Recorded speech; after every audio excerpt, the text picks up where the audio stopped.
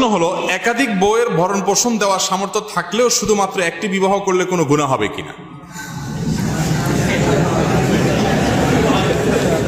জটিল প্রশ্ন।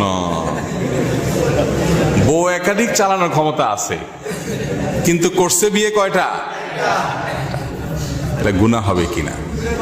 এই প্রশ্ন যদি বাসায় জানতে পারে যে কে করছে, এর কপালে আজকে দুঃখ আছে। ভাই, একাধিক বিয়ে করার সামর্থ্য থাকলেই করতে হবে এমন কোনো বাধ্যবাধকতা।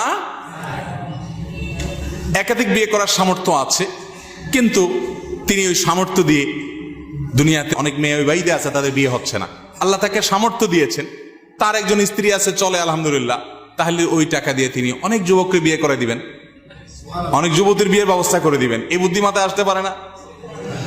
বুদ্ধি আসে সব নিজের জন্য।